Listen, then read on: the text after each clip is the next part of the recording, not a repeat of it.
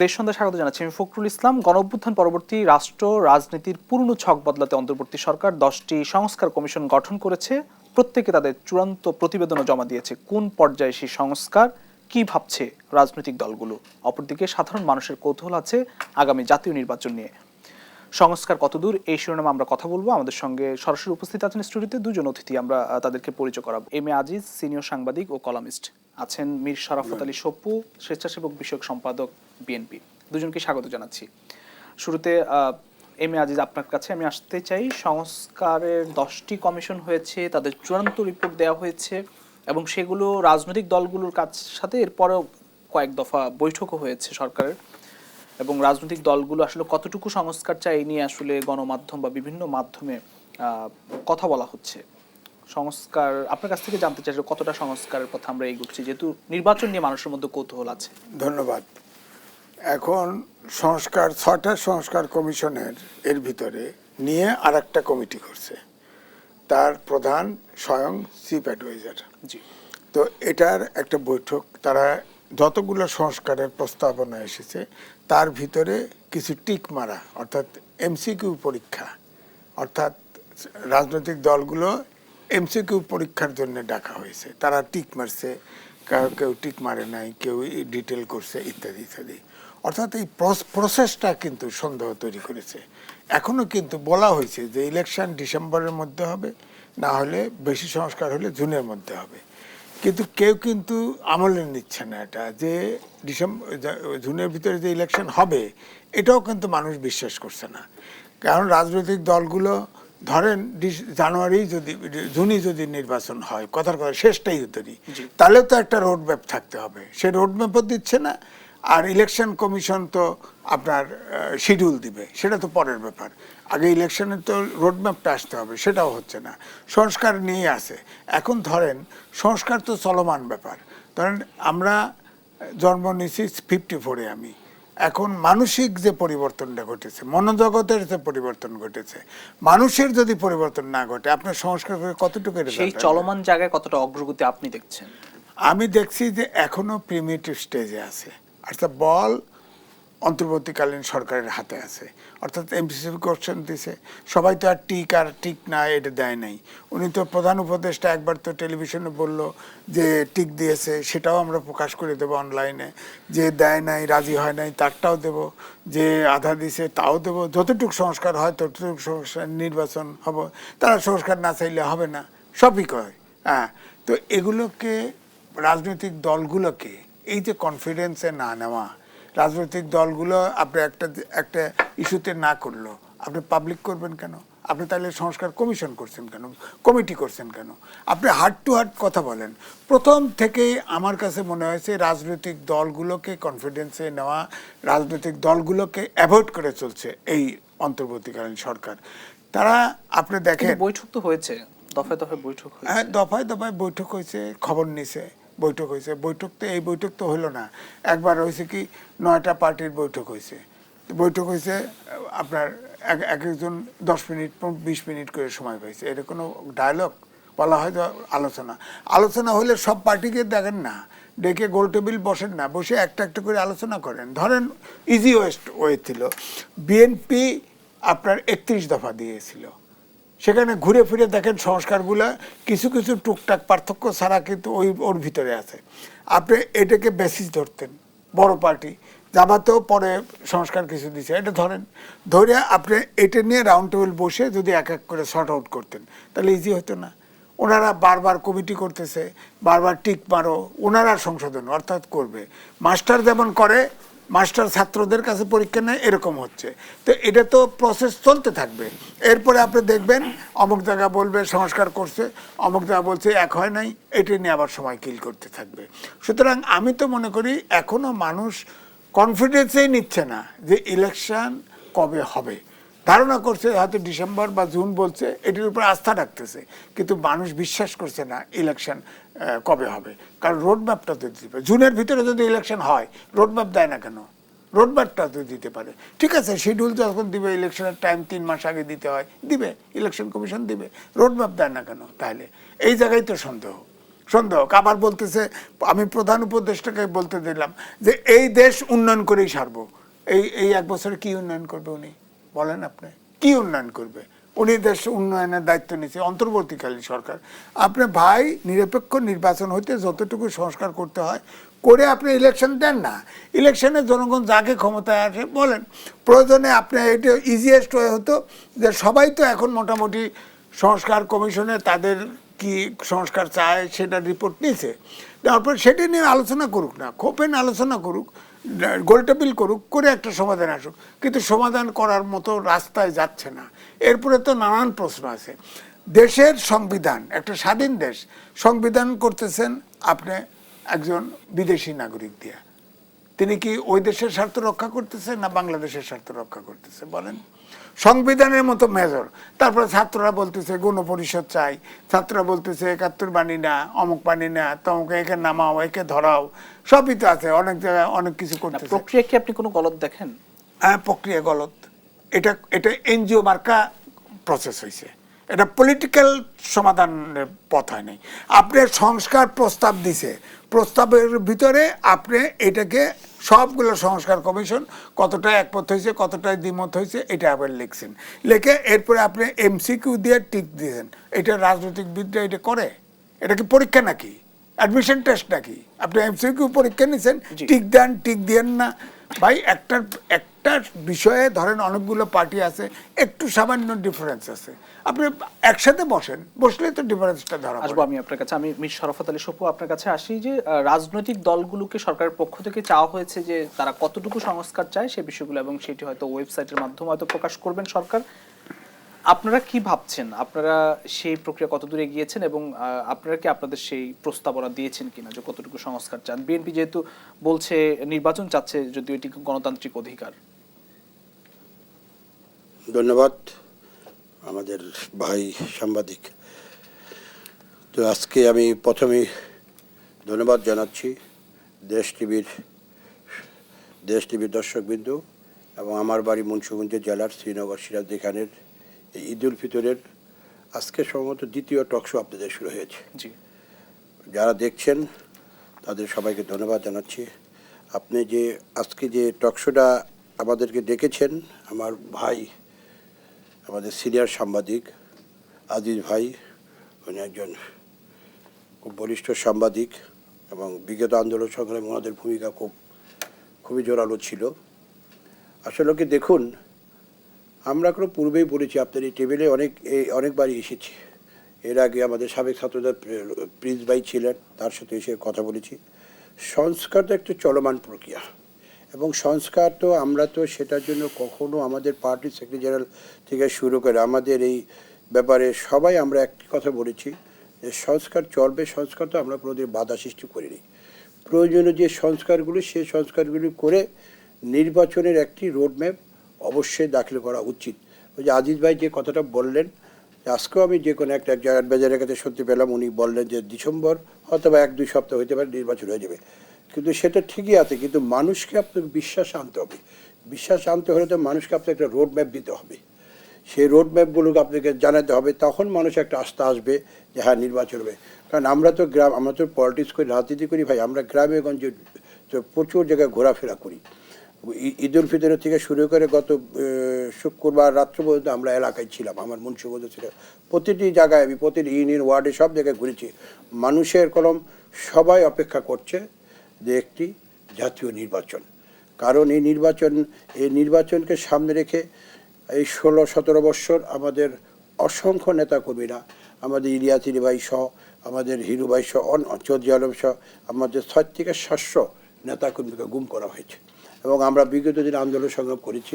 আন্দোলন সংগ্রাম পরে পরবর্তী পর্যায়ে ছাত্ররা 5ই আগস্টের পূর্বে জুলাই আগস্টে ছাত্ররা এসে যে আন্দোলন সংগ্রাম করেছে, এবং সেই আন্দোলন সংগ্রাম শুধু ছাত্র না, এদেশের সমস্ত সাংবাদিক বর্গের, পেশাজীবী সাংবাদিক, আপনার কৃষক, শ্রমিক, সবাই, রিক্সাওয়ালা থেকে শুরু করে সবাই এই আন্দোলন সংগ্রামে শুরু করেছিল। বিদায় ফ্যাসিস্ট আওয়ামী লীগ সরকার বিতাড়িত হয়েছে।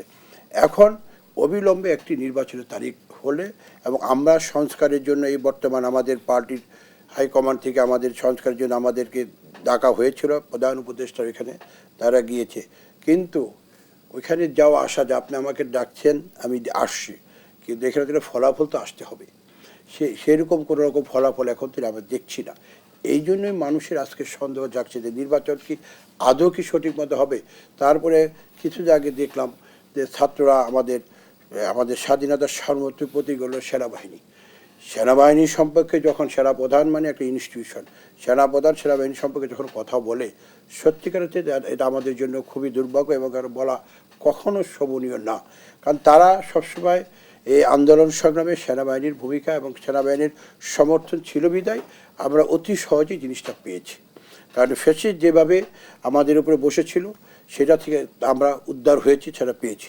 তাই আমরা আজকে মানুষের মনে যে সন্দেহ জেগেছে যে নির্বাচনে আজকে এক এক সময় এক এক উপদেষ্টার এক এক কথা বলেন, সব উপদেষ্টা যে বলে তা না, কিছু কিছু উপদেষ্টা তাদের বিভিন্ন সময় কথা বলে এটা হবে সেটা হবে। তারপর আমাদের এক কী বলে ছাত্ররা একসাথে বললো যে ডক্টর ইউনূস সাহেবকে আবার আরেকবার মানে কি প্রধান হিসাবে আমরা দেখতে চাই। তো এটি কিসের আলামত? এটি যখনই বলবে তখনই তো মানুষের সন্দেহ জাগবে এবং মানুষ যে জিনিসটা জনগণ অধীর আগ্রহে বসে আছে যে নির্বাচন যত তাড়াতাড়ি হবে তত তাড়াতাড়ি আমাদের দেশের জন্য মঙ্গল, মানুষ দেশের উন্নয়ন। আজকে দেশের ব্যবসা বাণিজ্য বলেন, কোনো জায়গায় বিনিয়োগ নেই, সব কিছু সুন্দরভাবে জিনিসটা চলে আসবে। তাই আমরা মনে করি, আমাদের দল মনে করি বিএনপি শুধু আমাদের দল না, সবাই কোনো নির্বাচনের জন্য এখন অধীর আগ্রহে বসে আছে। নির্বাচনের একটা রোডম্যাপ থাকা উচিত এবং নির্বাচনের তারিখটা যখন ঘোষণা হবে স্বাভাবিক ক্ষেত্রে যে আইন শৃঙ্খলার যে টুকিটাকি ব্যাপারগুলো আছে, হ্যাঁ এই সরকার আন্তর্জাতিক সরকার কোনো একদম যে ভালো কাজ করছে, গত রোজার মাসটা দ্রব্যমূল্য কন্ট্রোল রেখেছে, বিভিন্ন দিক দিয়ে তারা রোজাটাও ভালো করেছে, এখনও আইন শৃঙ্খলা পরিস্থিতি এখন মোটামুটি একটু কিছুটা সহনীয় পর্যায়ে আছে। তো এটা আর একটু ভালো পর্যায়ে থাকতে বলে স্বাভাবিক ক্ষেত্রে, কারণ ফ্যাসিস্টটা চলে গিয়েছে, ফ্যাসিস্টটা করলাম তারা দূর থেকে করো তাদের কলকাঠি করো তারা ঠিকই নাচছে। আপনারা দেখবেন যে আজকেও দেখলাম যে ফ্যাসিস্ট যে আওয়ামী লীগের একটি ভোরবেলা একটা তারা মিছিল বের করেছে এবং তারা বিভিন্ন জায়গায় আজকে অরাজকতা সৃষ্টি করতে চাচ্ছে। তাই আমরা মনে করি যে যত তাড়াতাড়ি সম্ভব নির্বাচনের তারিখ ঘোষণা করলে মানুষের একটা আস্থা আসবে এই সরকারের প্রতি এবং যা আমরা মনে করি সেই জিনিসটা হওয়া উচিত ভাই। এটাই মানে ধন্যবাদ। আমি জনাব এম এ আজিজ আপনার কাছে একটি প্রশ্ন রেখে বিরতিতে যাব যে নির্বাচনের পথে কি কোনো বাধা দেখেন কিনা, যেহেতু নির্বাচনে মানুষের আগ্রহ আছে, আপনিও নির্বাচনের কথা বলছেন, সপু ভাইও বলছে, সংস্কার এক্ষেত্রে কোনো বাধা কিনা বা সংস্কারের যে ধীর গতি এটি কোনো বাধা কিনা, উত্তরটি নিব একটি বিরতি থেকে ফিরে এসে। প্রিয় দর্শক, দেশের নিচ্ছি একটি ছোট্ট বিরতি, ফিরছি একটি পর, সঙ্গেই থাকুন।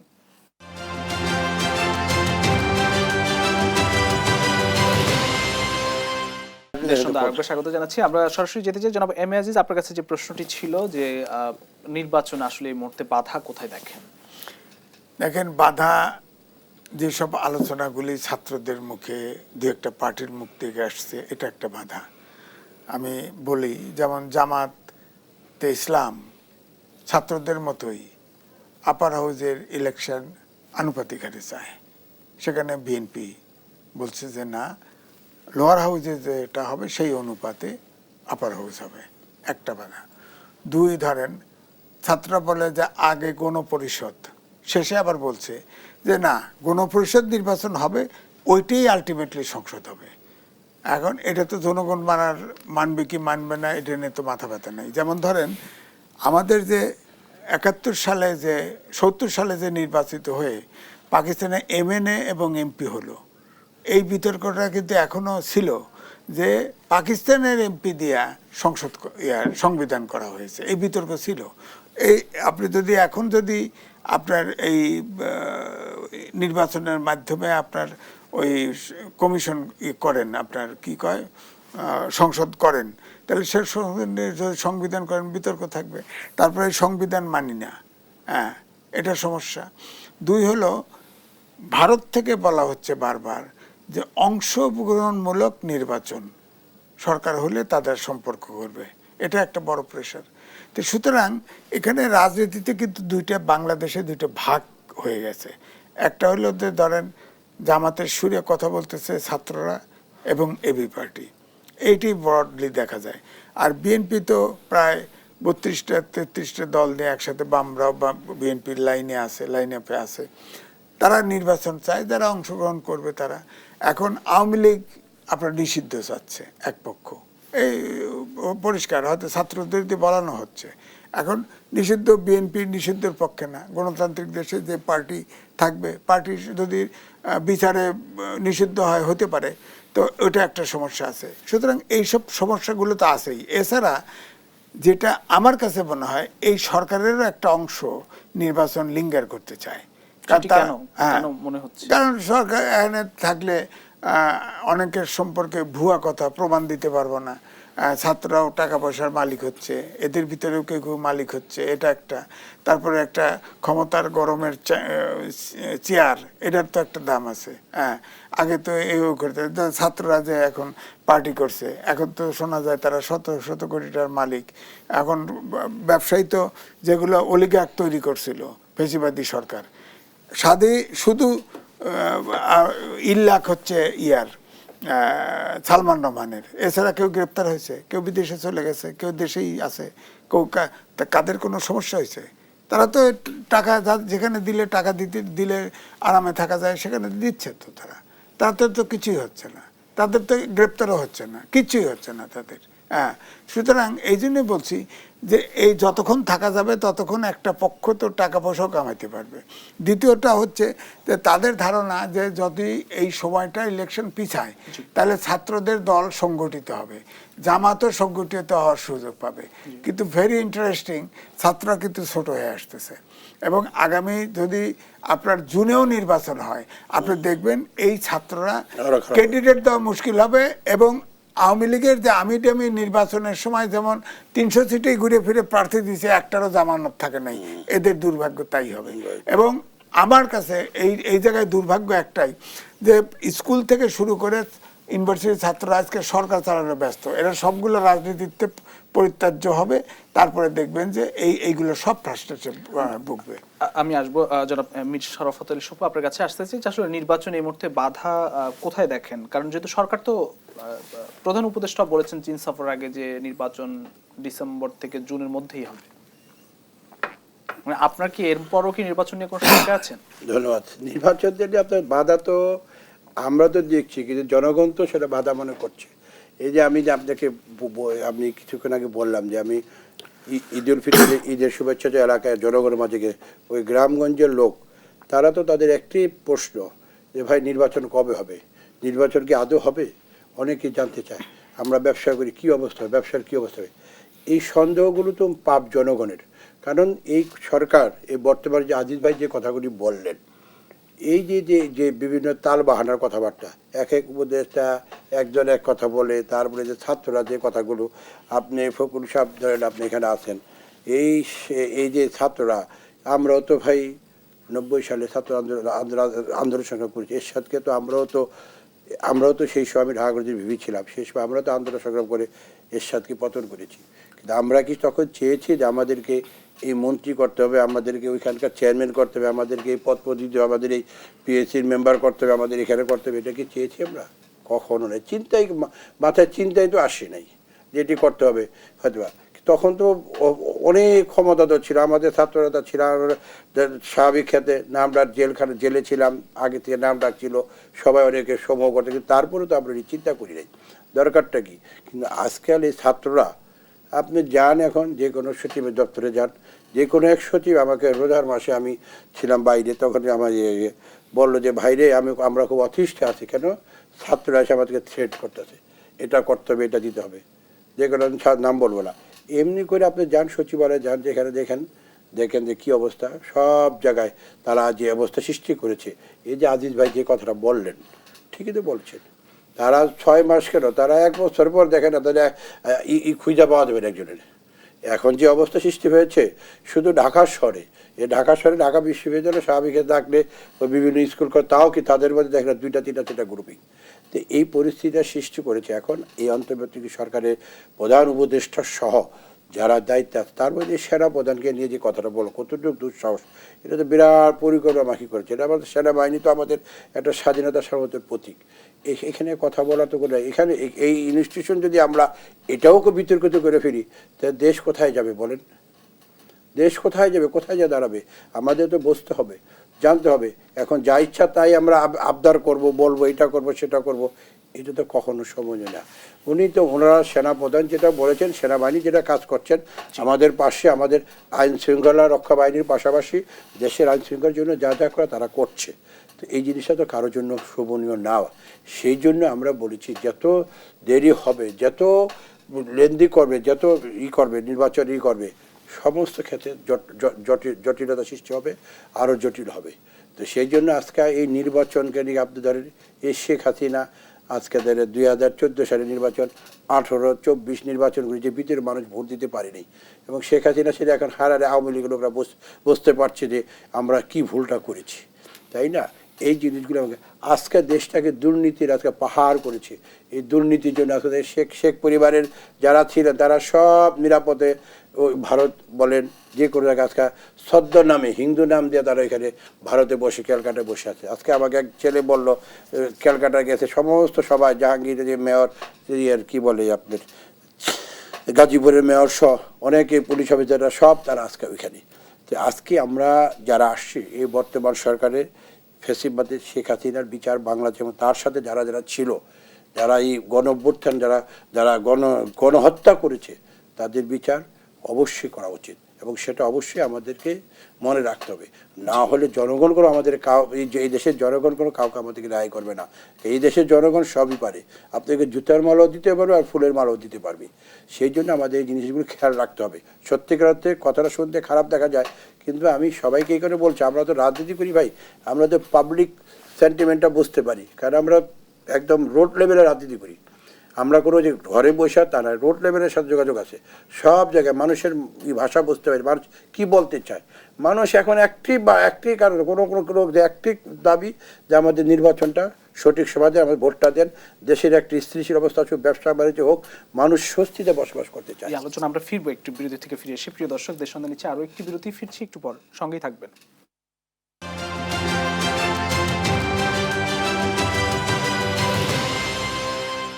দেশ সন্ধ্যা আরো একবার স্বাগত জানাচ্ছি। আমরা সরাসরি যেতে চাই জনাব এম এ আজিজ, আপনার কাছে আসে। তাহলে কি নির্বাচনের প্রশ্নে অনৈক্য দেখেন কিনা, যে ঐক্যমত কমিশন গঠন হয়েছে, আসলে মানে রোড ম্যাপ চাচ্ছে বিভিন্ন রাজনৈতিক দল, নির্বাচনের প্রশ্নে কোনো অনৈক্য আছে রাজনীতিতে?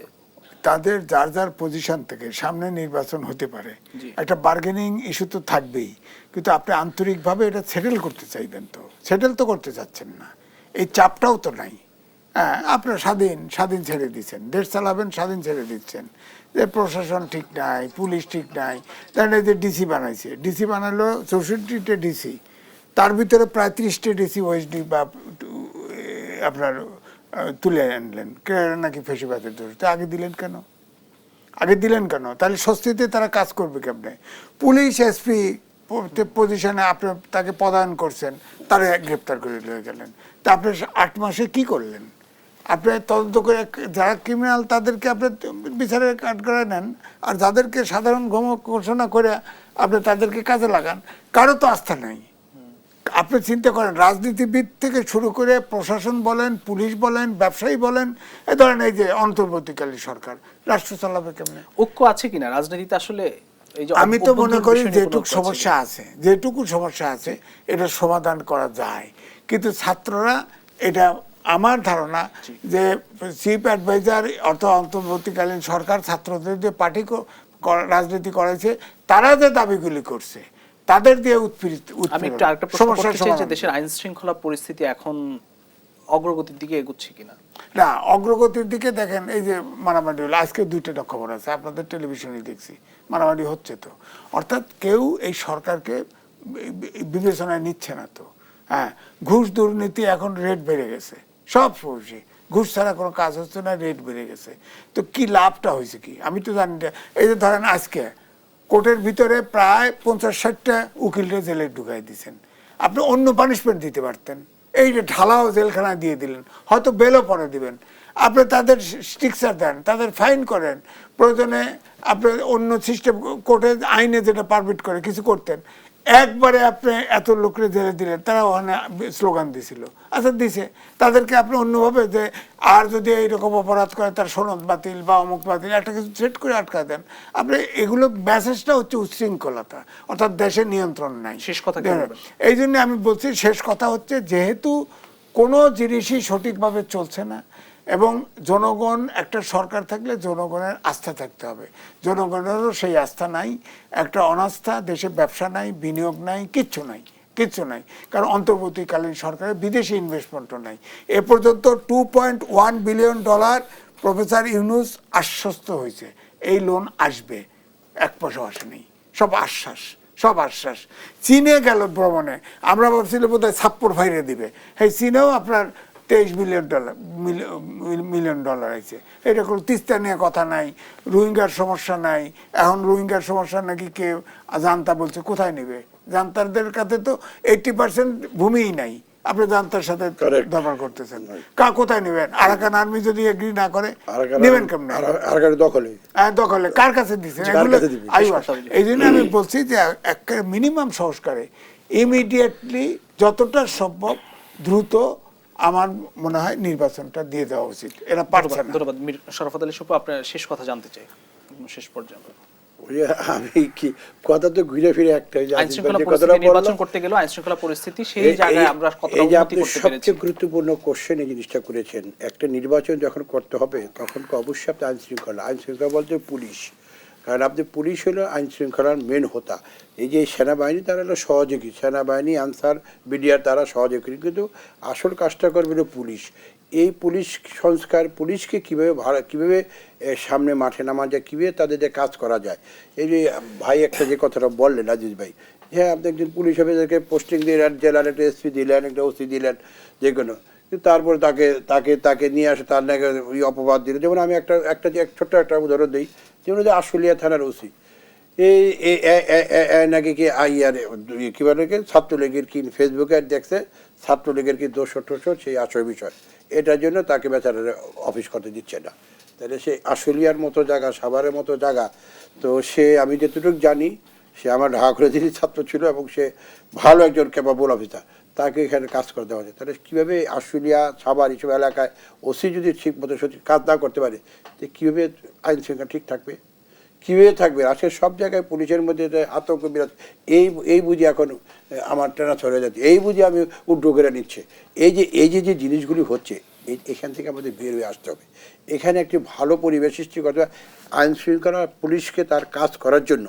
ফ্যাসিবাদ পুলিশ আপনি যারা আছে তাদেরকে লিস্টেড, তারা তো অলরেডি চলে গেছে। আপনি এই পুলিশটাকে সংস্কার করে তাদেরকে মাঠে নামিয়ে তাদেরকে কীভাবে সামনে নির্বাচনটাকে এগিয়ে নির্বাচনটাকে সুন্দরভাবে করা যায়, সেদিকে আমাদের মন দিতে হবে, সেদিকে আমাদের সবার মন দেওয়া উচিত। এবং এই সরকারের, অন্তর্বর্তী সরকারের উচিত তাদেরকে কাজে লাগানোর জন্য। তা এবং নির্বাচনটা, আমি যেটুকু জানি নির্বাচন কমিশনের সাথে আমার প্রায় কথা হয়, এখানে আছে, তারা প্রস্তুত। কিন্তু সরকার, এই বর্তমান যতটুকু সরকার, তারা অবশ্যই তাদেরকে গ্রিন সিগন্যাল, হ্যাঁ তোমরা নির্বাচনের একটা রোড ম্যাপ দাও। আমি কিছুদিন আগে দেখলাম রোজার পূর্বে চিফ ইলেকশনকে বলেছেন যে আমরা ডিসেম্বরের মধ্যে নির্বাচন করে ফেলবো। ওই জোরালো বক্তব্যটা এখন আসা উচিত এবং সরকার থেকে, এই অন্তর্বর্তী সরকার থেকে আসা উচিত যে নির্বাচন অবশ্যই অমুক তারিখে হলে, না অবশ্যই হলে বিশ্বাস করবে না, রোড ম্যাপ দিতে হবে। ওইটা রোড ম্যাপ স্পেসিফিক বলতে হবে যে হ্যাঁ এতর মধ্যে নির্বাচন হইতে হবে, এর মধ্যে নির্বাচন, তাহলে মানুষ একটা আস্থার মধ্যে আসবে, মানুষ সবসময় একটা সুন্দর একটা পরিবেশ আসবে। এবং আপনি প্রশাসনকে সেভাবে সাজান, পুলিশ সাজান, অ্যাডমিনিস্ট্রেশন সাজান, তারপর আইন কী বলে যে জুডিশিয়াল সার্ভিস করেন, তারপর তাদেরকে কাজে লাগান। আর বিতর্কিত কথা আমরা না বলা উচিত। আজকে এই যে বিতর্কিত কথা বিভিন্ন ছাত্ররা বিভিন্ন সমাজে আজে বাজে কথাগুলি বলে, এটা কোনো সঠিক না, এটা কোনো দেশপ্রেমের কথা না। এটা দেশের জন্য তারা যে দেশ করছে, আর আমরা যারা রাজনীতি করি 16 বছর রাজনীতি, আমার 300-350 মামলা, পার্টি সেক্রেটারি মির্জা আলমগীর নামে 150 মামলা, আমাদের সবার বেগম খালেদা নামে সুদাসুদি 5টা-6টা বছরই করলো, আর ওনারা বলতেছে আমরা 1 মাস 2 মাসে সব, ওনারা যা বলবে তাই হবে। এটা কলম এই দেশের মানুষ কোনো সঠিকভাবে দেখবে না রে ভাই। এখন মানুষ অধীর আগ্রহে বসে আছে একটি নির্বাচনের জন্য, ভোট দেওয়ার জন্য, সেটা করার জন্য একটা সবাইকে নিয়ে, এই যে গতকালকার যে আমাদেরকে আমেরিকার যে ট্যাক্স বা সেটা নিয়ে সবাইকে ডাকা হয়েছে, সেখানে পলিটিক্যাল লোকজন ডাকলে কী অসুবিধা ছিল ভাই? রাজনীতিকরা দেশ চালাবে, তারাই তো চালাবে। সেখানে যারা ছিল আমি দেখেছি কারা ছিল, কিন্তু পলিটিক্যাল লোক কয়টা লোক, তাদেরকে তো পলিটিক্যাল লোক বলেন, সাংবাদিক বলেন, দেশের জ্ঞানীগুলি লোক ছিল না, সবার থেকে একটা পরামর্শ নেওয়া উচিত ছিল। তাহলে সবাইটা, আমি তো মনে করেছিলাম যে মনে হয় সবাইকে ডাকবে, কিন্তু সেটাকে ডাকা হয়নি। সেই অর্থনীতি আছে না আপনি বিভিন্ন দলের তো অর্থনীতিবিদ আছে, তারপর সাংবাদিকদের মধ্যে অর্থনীতি যারা বোঝে, যারা এই সাবজেক্ট নিয়ে কাজ করে তারাও তো আছে, বিভিন্ন ধরনের লোক আছে বিভিন্ন।